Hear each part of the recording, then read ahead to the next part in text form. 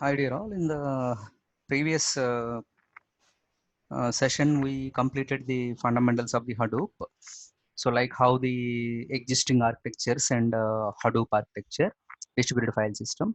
Now we'll see what exactly some other terminology related to this big data and Hadoop scenarios, and scale vertically versus scale horizontally. So what do you mean by scale up and as well as the scale out? So scale up in the sense adding the new RAM and as well as the processor to the existing machine. So there are certain limitations, friends. We cannot just like that. We cannot add the RAM or else the processor, and up to certain extent only we can scale up the machines. That is a limitation. Scale out in the sense maybe this is having 1 GB, this is having 4 GB, this is having 8 GB, 16 GB kind of the RAMs, and you can attach all those particular things which automatically scales up this particular master or this particular server machine. So scale out always allows us so as to observe, so as to handle different kinds of the machines connected together so as to achieve the distribution. And why distributed file system? So suppose I'm taking one example. We are reading 1 terabyte of the data, and just I am using one machine with 4 IO channels, and each channel is having a capacity of 100 MB reading. Okay, and now it takes 45 minutes, 1 terabyte with one machine.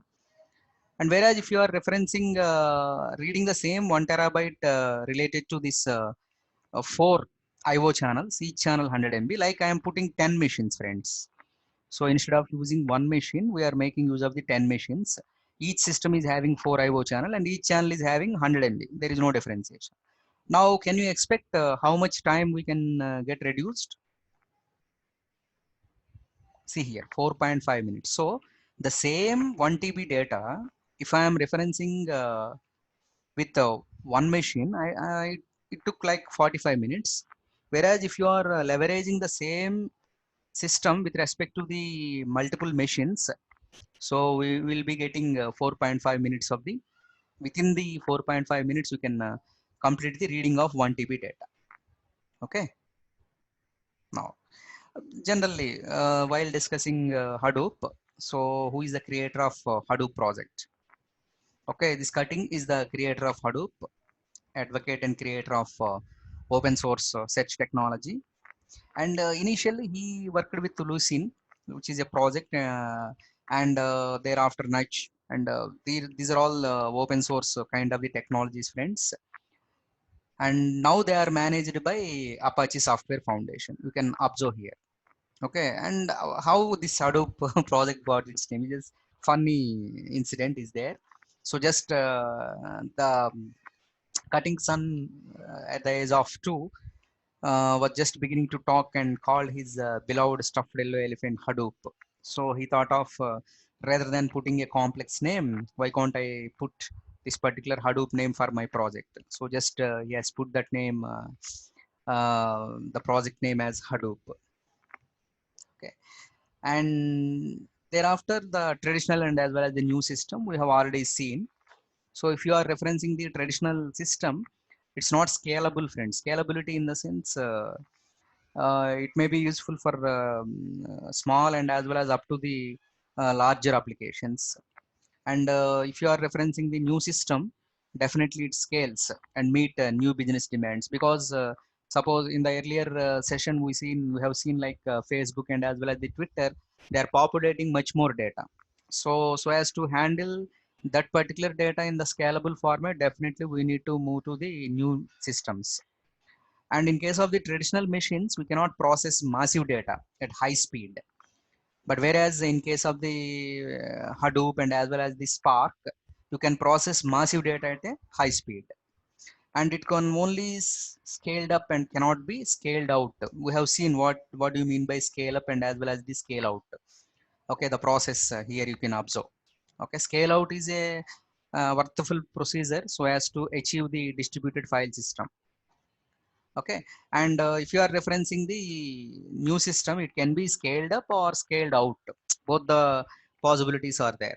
And coming to the last option, cost processing of the data management is not economical because these are all proprietary tools, and you need to invest so as to capture the kind of the system, so as to establish the kind of the environment. But whereas if you are referencing the Hadoop or this Spark kind of things, cost of system processing and data management is economical. Most of the tools which we are going to see in this particular course are open sources only.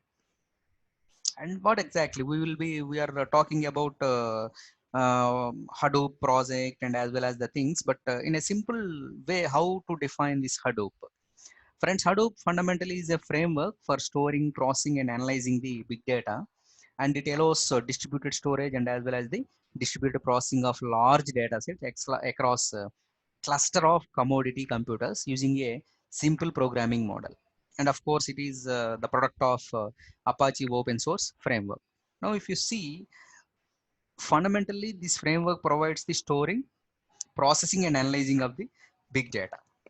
So, to storing in the format of the distribution, and processing is also in the format of the parallel and distributed scenarios. Okay, so this is what how you can define in a simple way. Hadoop is a combination of storage in the distributed environment and processing uh, referred by the MapReduce, parallel and distributed processing.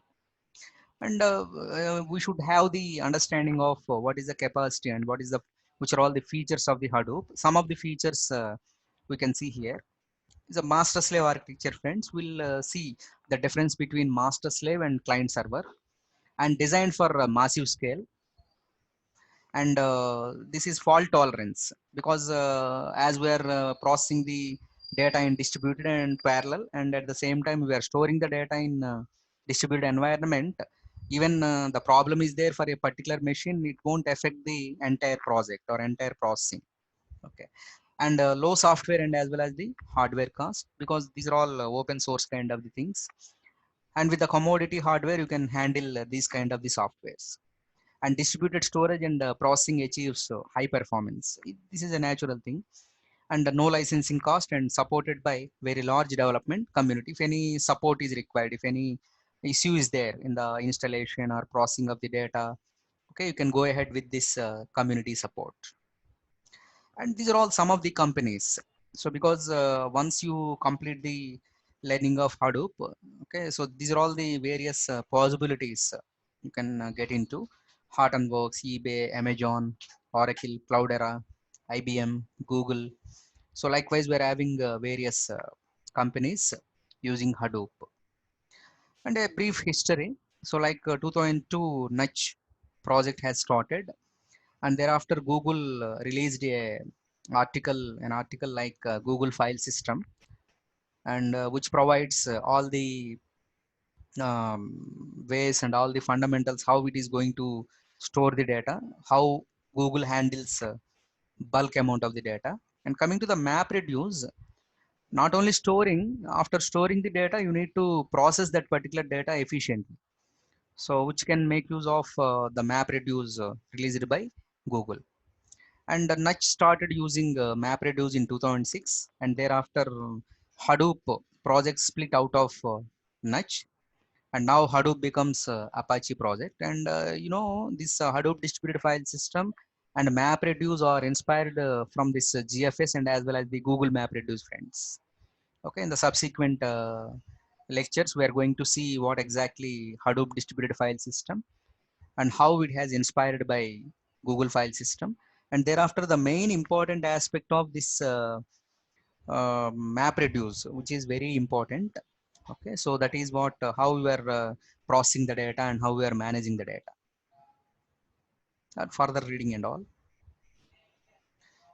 And as mentioned earlier, the features of Hadoop, which is very flexible to store and process the data, fault tolerant, friends. Because of this particular thing only, you can rely on the appropriate huge data. Scalability is one of the important feature. You can handle bulk data and processing of the bulk data with the help of the Hadoop clusters, which is economical. So like no licensing cost, all those things, and which is a very very important aspect. Okay, so like if you are referencing the Hadoop working. So this is the overall explanation, overall strength of the Hadoop, friends. Starting from this particular diagram, this particular point explains how to import and export the structured data.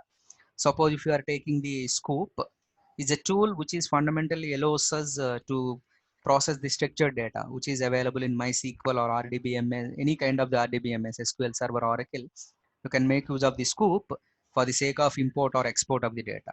And coming to the Flume, Flume is used to handle unstructured or semi-structured data. Suppose if you want to perform some Twitter analytics and you want to capture that particular tweets in Hadoop distributed file system, then you can go ahead with Flume. So for the structured data, Scoop is the tool. For the unstructured data, you can make use of the Flume.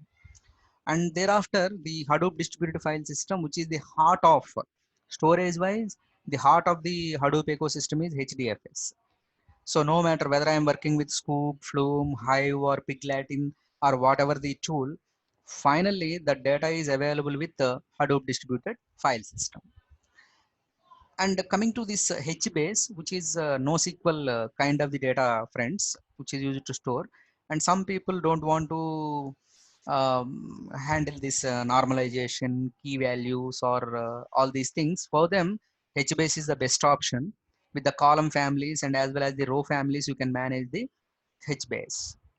And next important thing in the Hadoop ecosystem is the Hadoop MapReduce framework, which is of course heart of the Hadoop ecosystem, friends, I can say, because processing of the data and handling of this particular data with parallel and distributed environments can be done with the help of the MapReduce framework.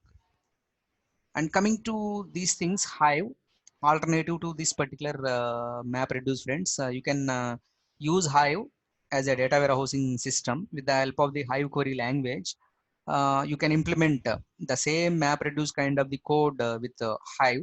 So it simplifies, but it takes much time when compared with the MapReduce. Anyhow, Hive should convert that Hive, whatever the implementations you perform, those things must be converted into the MapReduce. And Piglatin, which is used for customized data analysis. And here the Piglatin as customization is there, with the small code you can achieve better results. But again, MapReduce is faster when compared with the Piglatin. And Mahout, friends, now it is out of race, but Mahout still some of the companies are using with the libraries. And instead of these particular Mahout or these things, we can make use of the Python or PySpark. Like some advanced algorithms and advanced tools are there. We are going to see in the subsequent discussions. And Wuji, for example, if I'm using Piglatin, Hive, MapReduce, all these different kinds of the ecosystem tools, and if I want to manage a kind of the workflow, I can go with the Wuji. And Zookeeper, which is a monitoring agent. So the configuration settings, all those things can be observed with the Zookeeper. So this is what how you can refer the Hadoop ecosystem, friends. Okay, so this is the how you can manage the Hadoop ecosystem, open source data management with scale out storage and distributed processing. It scales horizontally to manage petabytes of the data, abstracts away distributed storage and as well as the computing. And in the next lecture, we are going to see the core components of the Hadoop. And before that, I'll show you the environment of HDFS and as well as the MapReduce. And in a brief way, just I'm going to explain how to install this Hadoop in our machine. Okay, thank you.